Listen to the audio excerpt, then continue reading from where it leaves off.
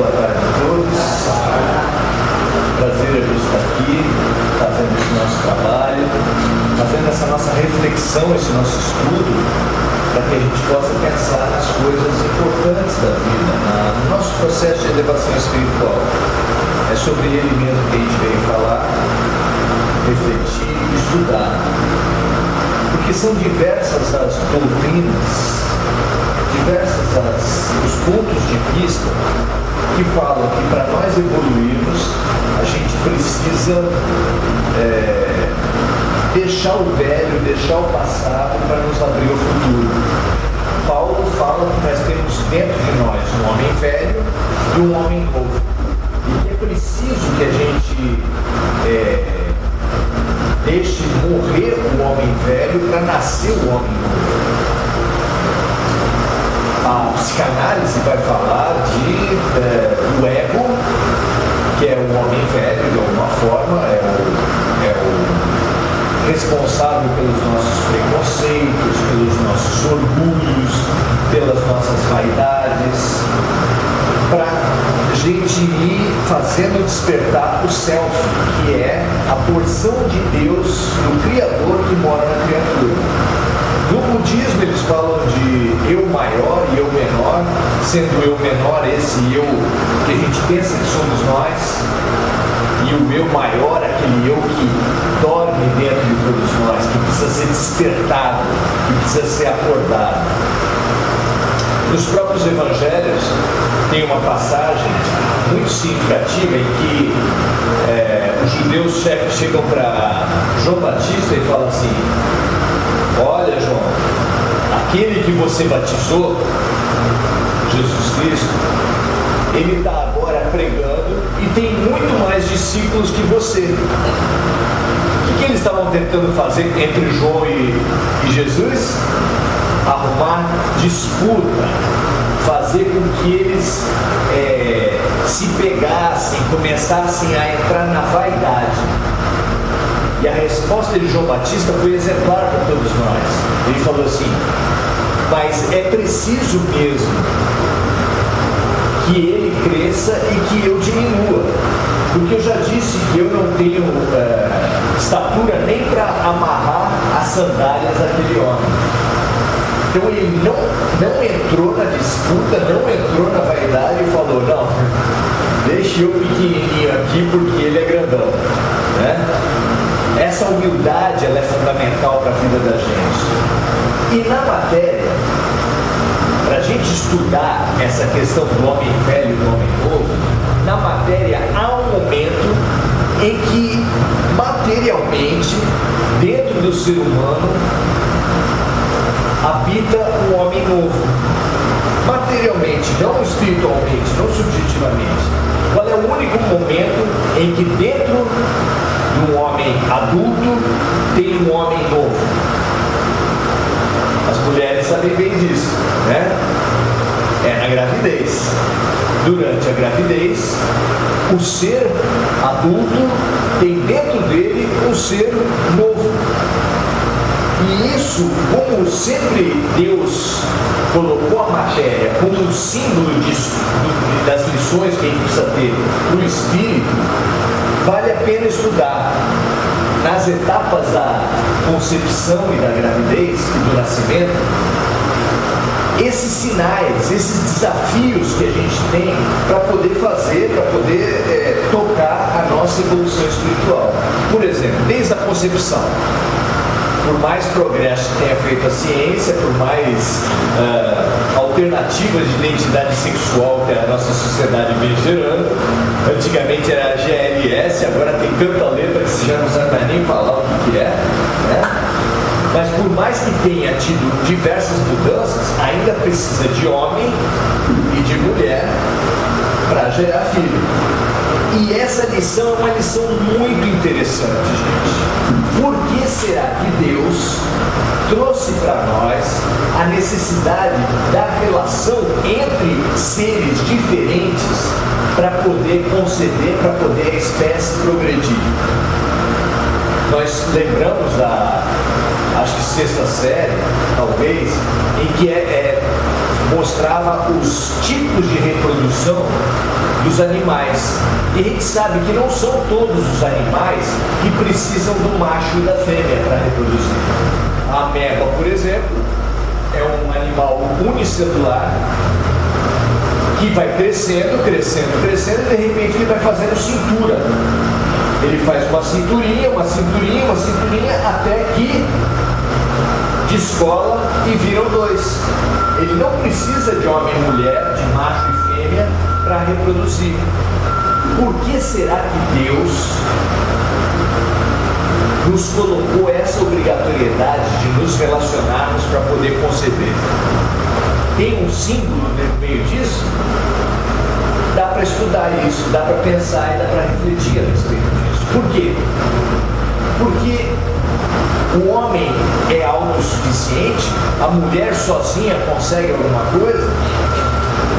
Essa lição de que é preciso cooperar, é preciso juntar os diferentes para realizar as coisas, ela está em diversos campos da criação. Você mesmo, para construir um prédio, você precisa de um profissional só? Só um engenheiro da conta de construir o prédio todo? Se você precisar de 20 homens para construir um prédio e tiver 20 arquitetos, você constrói alguma coisa? Não sai do chão. Não sai do chão. Se for 20 serventes de pedreiro, também não sai do chão. Precisa ter o projeto, precisa ter o cálculo do material, precisa ter o encanador, o legista, né? Muitas pessoas diferentes para erguer um prédio, muitas pessoas diferentes, duas pessoas diferentes pelo menos para fazer um filho. E essa diferença, saber se relacionar entre os diferentes, está entre os grandes desafios do ser humano. Porque pobres e ricos se dão bem, é uma relação boa, não há exploração, é tranquila a relação dos ricos e dos pobres? Humilhação, exploração, é uma relação de muita violência entre ricos e pobres, entre homens e mulheres, né? É uma relação tranquila, não há disputa, há sempre cooperação? Infelizmente, homem se junta para falar mal de mulher, mulher se junta para se queixar do homem também. Nós temos dificuldade de lidar com o diferente, nacionalidades diferentes, raças diferentes, classes sociais, religião diferente da briga. Na casa de vocês não dá? Não tem pessoas de religiões diferentes que ficam disputando entre si? E a religião que era para unir acaba sendo motivo de separar. Então tudo que é diferença é um desafio para a nossa alma. Aprender a cooperar para crescer, para desenvolver é um grande desafio e merece a nossa reflexão. Deus colocou gente muito diferente numa mesma família. Deus colocou gente muito diferente no mesmo trabalho. E o que você tem feito com essa diferença? Disputar? Ficar com raiva da pessoa? Entra em briga? Ou você descobre que é mesmo importante cada um tem a sua capacidade e você colocando a tua capacidade e o outro colocando a dele, juntos conseguem fazer coisas fabulosas. Isso é um enorme desafio para a gente crescer. Ninguém cresce sozinho, mas também estando junto só dá briga. Como resolve isso? Ninguém cresce sozinho, mas quando junta dois seres humanos, dá conflito. Então, para a gente crescer, nós precisamos aprender a nos relacionar com classes, sexos, nacionalidades, raças, faixas etárias, com pessoas diferentes. É muito importante isso. Quem não consegue relacionar com o diferente, não consegue casar, não consegue ter amigo, não consegue nada, não consegue trabalhar na vida, porque tudo a gente precisa. Nem jogar futebol não dá. Você entra num campo, cada um joga de um jeito. Se você quiser que todo mundo jogue do seu jeito, vai ter 11 goleiros. Imagina 11 goleiros? Ninguém vai fazer gol. Não tem jeito. O segundo grande desafio ligado ao processo de geração de filhos é o processo da gravidez. A gravidez é um momento muito especial da nossa vida. Todo o mito do romantismo que fala assim, sem você eu não sou ninguém, eu respiro o que você respira, eu e você somos um. Essa frase, eu e você somos um, dois seres, sendo um só, como a gente falou no início, só na gravidez. E aprender a conviver, dois seres num pequeno espaço, é muito mais estreito que Big Brother. Aqui é bem apertadinho na barriga. E aprender a se relacionar, ver essas situações de dois seres convivendo num pequeno espaço, um se alimentando do outro, um nutrindo do outro. O feto tem medo quando a mãe tem medo, porque passa adrenalina no próprio sangue. Quando ela come, quando toma, por exemplo, se for quase atropelada, vai uma carga de adrenalina no sangue, a criança sente aquele medo na hora. É um símbolo interessante para a gente pensar como é que se dá a nossa relação humana, como é que se dá a nossa evolução. A gente só cresce, a mulher, para conseguir fazer o filho crescer bem, ela tem que se privar de vícios. Se ela fuma, vai parar de fumar. Se ela usa droga, vai parar de usar. Se ela tem adepta de esportes perigosos, ela vai parar de fazer. Ela vai tornar a vida mais tranquila. E muitas vezes, para que as pessoas cresçam à nossa volta, a gente precisa parar dos vícios, das brigas, das radicalidades. Precisa aprender a ser mais manso, a ter mais paciência, porque quem não tiver paciência, estiver grávido, a gravidez vai durar quanto? 9 meses do mesmo jeito. Quem não tiver paciência, não tem jeito. Tem que esperar. É um tempo que não adianta ter pressa. A natureza tem o seu próprio tempo. Então, paciência é a grande virtude da convivência. É importante a gente aprender isso, e na matéria a gravidez ensina isso para todos nós, homens e mulheres. Mas o parto é outro símbolo da matéria que traz lições para a gente. Porque uma das coisas que a gente logo lembra quando fala de parto é dor. Falou de parto, você lembra de dor. A dor é uma coisa gostosa, uma coisa que a gente quer ter na vida da gente. Alguém fala assim, agora 31 de dezembro de 2017 vai falar, eu quero um 2018 cheio de dor. Alguém vai falar isso? Não tem jeito. Mas sem a dor é praticamente impossível nascer uma criança. É praticamente impossível você crescer e aprender alguma coisa sem passar por uma crise.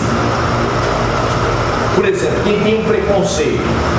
Tem preconceito contra um pai, uma família branca, tem uma filha e eles têm preconceito com o negro. Se eles têm esse preconceito, para eles poderem evoluir, eles precisam se relacionar com o diferente. E é possível que a vida traga para aquela filha, para aquele pai que pode ser preconceituoso, um namorado negro. Assim como uma família rica pode ter que conviver com alguém pobre. E a vida vai dando essas quebradas. A vida quebra a gente. Vocês já perceberam como a vida quebra a gente? Tem até propaganda que fala isso. O filho fala para o pai, pai, hoje eu vou trazer aqui para casa o meu grande amor. Aí chega a noite, o filho traz um amigo dele e ele fala, ué, trouxe teu amigo? Eu tenho um grande amor. Pois é. Era uma relação homossexual. E aí aquele pai que era rígido, que era, certo? Brincão, que quer que as coisas sejam do seu jeito, vai ter que ou amolece ou de alguma forma vai perder o filho, vai expulsar de casa. Quantas meninas grávidas não foram expulsas de casa? ou porque não fizeram o que os pais queriam. Isso é perda. O processo da gente crescer, da gente amadurecer, exige quebrar alguns preconceitos, exige sair um pouco dessa nossa onipotência. Mesmo das religiões, a maioria das religiões acha que só ali dentro, só quem for daquela religião é que vai estar salvo para Deus. Isso é uma grande bobagem, gente, uma grande bobagem. Um dos maiores oradores espíritas da atualidade, ou maior, chama-se Divaldo Pereira Franco. E ele, quando foi no Jô Soares para ser entrevistado, ele falou que acredita muito mais, que dá muito mais valor para um ateu, que é aquele que não acredita em Deus, mas que seja sincero, do que um religioso hipócrita, mentiroso. Então, a gente precisa sair dessa coisa de que só gente do meu time, da minha raça, do meu sexo, da minha classe social, do meu país, só quem for da minha religião, só quem for igual a minha que presta. A vida vai provocar crise, e a crise provoca dor, provoca sofrimento. A pessoa que tem preconceito com o homossexual e que o seu filho se mostrar homossexual, vai sofrer ou não vai? Vai sofrer. Todos nós ficaríamos meio surpresos, né? Dá aquela quebrada. E depois você tem que começar a aprender, a descobrir esse mundo. Quando o filho tem um diagnóstico de uma doença grave, o que acontece com a família? Gosta? Alguém gosta disso? Claro que não. Mas depois você vai começar a pesquisar o que é essa doença. Hoje tem síndrome de tudo quanto é coisa. Surgem doenças mais variadas. Aí você vai pesquisar, vai aprender, vai sair daquele teu desconforto para aprender. Mas aprender é difícil. Vocês já tiveram filho na adolescência que tinha dor nos ossos? Vocês lembram disso? Você tem dor nos ossos? De vez em quando dói a perna, dói aqui dentro, dói o braço. Já viu isso? É comum, não é? Dói às vezes no braço. Às vezes é por outro motivo, mas na adolescência chama-se dor de crescimento. Né? Na adolescência chama-se dor de crescimento. E a mãe ou o pai inexperiente leva para o médico todo desesperado. Nossa, meu filho está com uma dor dentro, deve ser câncer, deve ser um... Não! Faz os exames e o médico fala assim: minha senhora, papai, mamãe, crescer dói. Crescer dói. E isso, de novo, é um símbolo para a gente. Ninguém vai melhorar, ninguém vai aprender, ninguém vai se desenvolver sem sair do conforto, da moleza, do que está acostumado. A gente precisa ser desafiado para crescer. A gente precisa ser incomodado para se mexer. Os incomodados é que se mudam.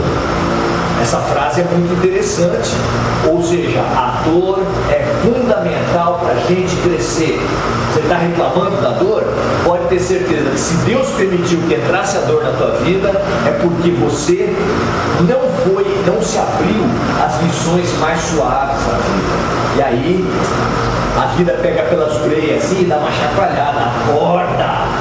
Acorda! Você precisa descobrir a vida, precisa sair dos teus preconceitos, precisa crescer, sair desse teu confortinho. É muito comum que pessoas que há muito tempo não entravam numa igreja, quando ficam doentes, vem. É pela dor que a maioria de nós vem até uma casa de oração. Se a gente fosse fazer uma pesquisa aqui, vocês iam ficar surpreendidos. Todos os assistidos que vieram aqui vêm por causa da dor. Não só os assistidos, não. Os trabalhadores também. E até os presidentes, os organizadores vêm por causa da dor. A dor faz a gente crescer. Assim como uma criança, praticamente não tem uma criança que nasça sem a dor, para nós também é fundamental. Então, essa conversa sobre o crescimento espiritual, sobre esse nascimento do homem novo, do homem velho, ele traz para a gente, pela gravidez, fez algumas reflexões sobre pontos fundamentais da nossa vida. A questão de se relacionar com o diferente, que nos tem levado à violência e que pode levar à cooperação se nós formos inteligentes. A questão da paciência na convivência, como é difícil a gente ter paciência com as pessoas à nossa volta. E a questão da relação com a dor, que a gente vem sempre brigando com a dor, brigando com a vida, brigando com o que nos incomoda, quando na verdade é Deus usando o incômodo para fazer a gente crescer. Que nem toca gado, que nem